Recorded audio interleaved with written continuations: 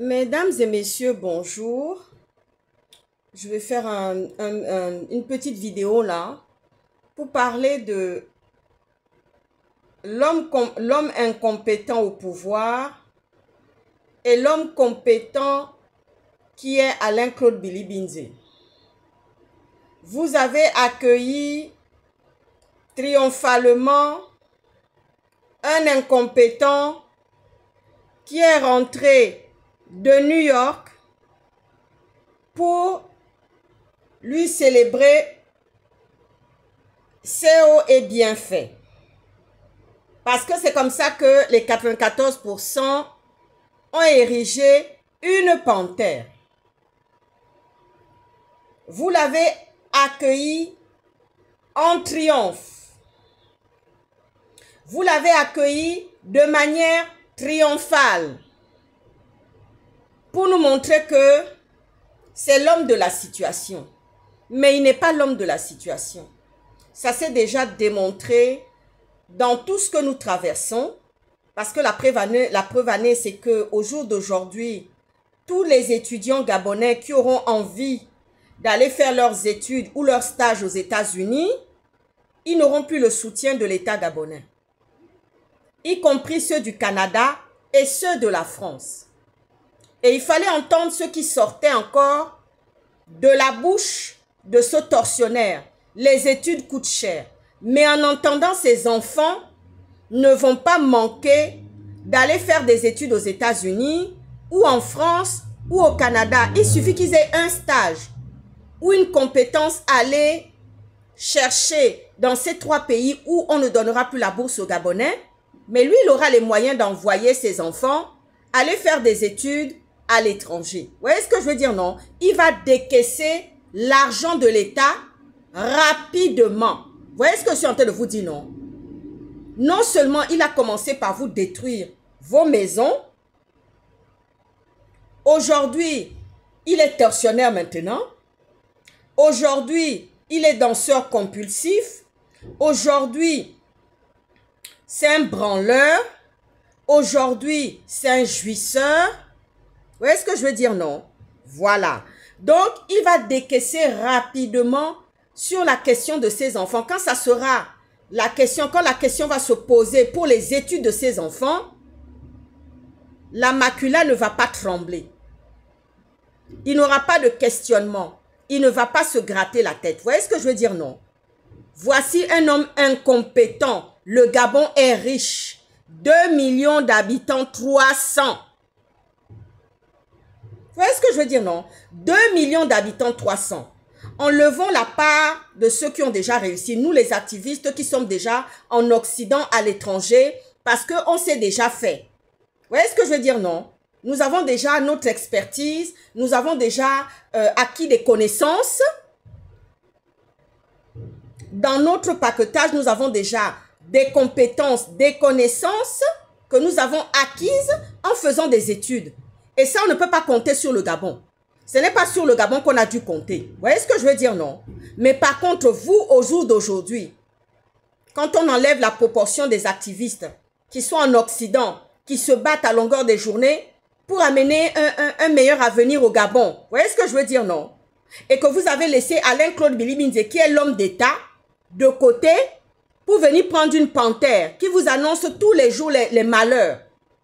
Maintenant, c'est les bourses qu'on ne peut pas payer aux États-Unis, qu'on ne peut pas vous offrir à vos enfants aux États-Unis pour avoir plus de connaissances, de compétences. Et les arguments qu'il a apportés pour justifier le fait qu'il ne vous donne plus les bourses aux États-Unis, ni au Canada, ni en France, c'est pour dire les études sont très chères. En général, vous prenez la double nationalité, vous avez la nationalité américaine. Quand vous avez un doctorat, forcément, vous allez rester dans le pays pour gagner plus. Mais quoi de plus normal? Si ton propre pays ne peut pas t'offrir le meilleur, ce que tu recherches, il s'est réveillé tout d'un coup comme ça. Il s'est réveillé tout d'un coup comme ça. Oui, enlevons la proportion des activistes qui ont déjà des compétences, qui ont des connaissances et qui est justement à leur actif, qui est à leur bénéfice. Vous voyez ce que je veux dire, non? Les activistes qui sont là réunis, qui se battent là, ils ont déjà leur part. Ils ne cherchent rien avec cette panthère-là. Mais vous qui n'avez rien, ce sont des intellectuels, ce sont des gens qui ont appris, qui ont des connaissances, qui ont tout, qui ne manquent de rien. Mais vous qui êtes au dehors, dans Gabon là, qui n'avez rien là, vous attendez les Western Union, les RIA de vos enfants qui sont au dehors. Comment vous allez faire? Dites-moi un peu. Parce que là, au lieu de vous ramener les visas, c'est la réponse au fait qu'ils ne pouvaient plus, ils ne pouvaient pas aller, c'est la réponse au fait qu'ils ne pouvaient pas vous ramener parce que les 60 jours là, elles vont bientôt s'écouler. Au lieu de venir vous donner une explication probable, vraie et juste, ils préfèrent vous dire que non, il n'y aura plus de bourse pour les États-Unis, ni pour le Canada, ni pour la France. Mais la vraie raison, elle est cachée derrière. C'est parce que ces pays-là ne veulent plus voir les étrangers africains dans leur pays, notamment le Gabon. Vous voyez ce que je veux dire, non? On a blacklisté le Gabon. Et avec tout ce qui se passe là encore aujourd'hui, où on découvre, où on voit des vidéos qui circulent dans les réseaux sociaux, comment on a torturé une première dame, plus est une européenne. Je ne veux pas dire que, je ne suis pas en train de vous dire que l'européenne est au-dessus de l'africaine. Non, je ne suis pas en train de dire ça. Parce que vous avez des raccourcis intellectuels que vous faites souvent. Vous voyez ce que je vous dis, non? On a torturé. On a violenté. On a maltraité. Et on a violé. Peut-être que pour vous, c'est une fierté. Mais quand il est venu là, il a dit immédiatement, il n'y a plus de bourse. Mais il ne vient pas vous donner la vraie raison. Parce qu'il avait 60 jours pour vous ramener les visas aux États-Unis, non? Mais il ne vous a pas ramené ça. Mais pourquoi cet accueil triomphal? Pourquoi réellement cet accueil triomphal que vous avez offert par manipulation à cette panthère et ce tortionnaire et ce dragueur lourdin, ce branleur, ce jouisseur? Quel est cet accueil triomphal que vous lui avez apporté? Qu'est-ce qui vous a amené de bon comme réponse, comme trophée, comme cadeau, comme proposition venant des États-Unis? Vous voyez ce que je veux dire, non? Et oui. Parce qu'on est venu, l'ambassade des États-Unis est venue lui tendre une invitation. Mais tout ça, c'est de la diplomatie. Tout ça, c'est de la diplomatie. Il s'est senti gaillardi, il s'est senti encore fort dans tout ça là. Maintenant, ils ont été humiliés là-bas. Donnez-moi vos noms et vos pays. Mais comment un président américain qui est censé, si c'était à Paris là, Emmanuel Macron connaît les noms et les prénoms des présidents qui viennent à des conférences. Vous voyez ce que je veux dire, non? La France a toujours été comme ça. Elle connaît qui est qui. Et puis, elle sait faire. Elle a un côté soft là, qu'elle a l'habitude de faire avec vous là, les dictateurs là. Même avec ceux qui ne sont pas dictateurs, elle sait faire. Elle a cette expertise, cette qualité là de traiter. Quand vous venez comme ça, il y a un fun, il y a quelque chose qui est en train de se dérouler, quelque chose qui est en train de bien marcher. Où est-ce que je suis en train de vous dire maintenant, non? Il est rentré des États-Unis. Qu'est-ce qui vous a amené de bon? Aïe, à New York. À Marabout. L'accueil triomphal. Mais qu'est-ce qui vous a amené de là-bas? Aïe, qu'est-ce qui vous a amené de là-bas? Quelle est la bonne réponse, la bonne parole? Qu'est-ce qu'il a pu négocier des visas? Ce qui se cache derrière ça, c'est que comme il n'a pas eu les visas là, comme on n'a pas reconduit les visas, comme ils ne peuvent pas faire des vraies réformes dans le pays et que ce sont des tortionnaires, des assassins. Souvenez-vous de Todonorino Obiangema, comment on l'a défait, comment on l'a mis nu ici là, vous voyez non? On l'a mis nu, on l'a humilié. Je me souviens quand il venait dans les magasins parisiens avec arrogance, acheter les costumes. Vous savez, le blanc, l'occidental, quand il a les moyens là, l'européen là, quand il a les moyens là, il joue genre dépouillement là. Il dépense et puis il fait...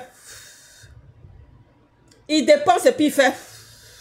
Ça ne se voit pas. Ça dit, il met ses petits trucs dessus, il jette quelques petits trucs dessus pour que, hein, vous voyez, non? Ça, ils savent faire. C'est ça que nous, on a appris ici, là. L'humilité précède la gloire. Vous voyez ce que je veux dire, non? Tu jettes tes petits trucs sur toi, là. Mais les gros trucs, là, tu ne mets pas ça devant les gens. C'est en privé. L'Européen, c'est comme ça, il fait. Mais Teodorino est venu ici, là. Obiangema est venu ici. On l'a défait. On l'a humilié. Les juges, les William Bourdon, les avocats de l'association contre les biens mal acquis, là. C'est les William Bourdon, là. Nous étions là-bas. On a suivi tout ça, là. On était là-bas. On a suivi tout ça, là. Parce qu'ils venaient avec arrogance. Il fallait le voir. Il fallait le voir. Les chauffeurs, les majordomes, tout le monde a témoigné contre lui. Vous voyez ce que je veux dire, non? On a saisi les biens de ces individus-là ici. On les a saisis. Napian. Napian. On le laissait faire. Mais on savait que le jour, ça allait frapper là. Ça frappait en même temps. N'est-ce pas, toi, tu marches avec Obiangema, non? Mais c'est son fils Teodorino qu'on a défait. Et les gens attendent seulement la prochaine fois que le père va dire, bon, c'est bon, je suis fatigué, mon fils vient prendre la passe. C'est là où vous allez voir comment est-ce que on va couper Ignam en deux sur sa tête. Vous voyez ce que je veux dire, non? Voilà. C'est ça que je suis en train de dire actuellement.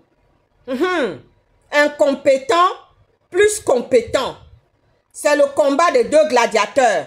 Voilà. Et c'est pas la peine d'aller assassiner Alain-Claude Bilibinze. C'est même pas la peine parce que le pays est déjà un brûlot. Il y a des tensions, des foyers de tension et de feu qui brûlent un peu partout dans le pays. Donc si tu t'amuses là, on va finir avec toi. C'est ce que je t'ai dit, hein. On va finir avec toi. Cette fois-ci, on a décidé. Et puis, je ne comprends pas. Qu'est-ce que Stéphane Zer fait dans le Var? C'est pour aller faire quel recrutement d'assassins? Oui, qu'est-ce qu'il fait dans le Var? C'est quelle promenade il est en train de faire dans le Var? C'est pour aller recruter quel assassin? Et pour qui? La question posée, elle est là. Il faut nous donner des réponses.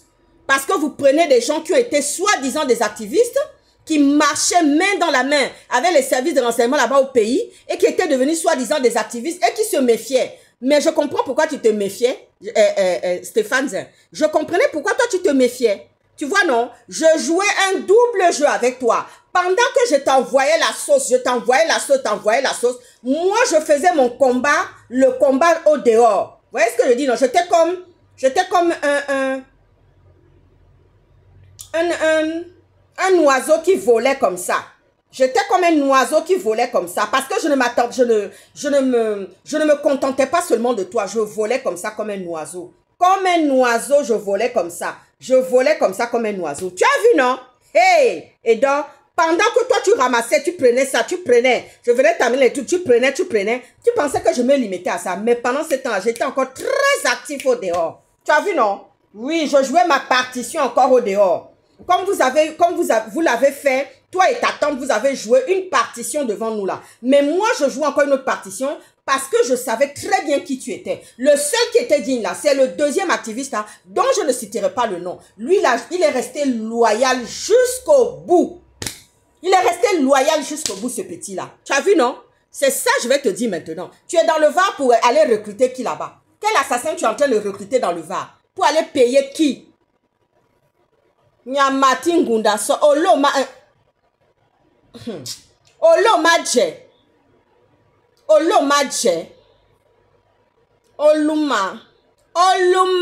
Stéphane Oluma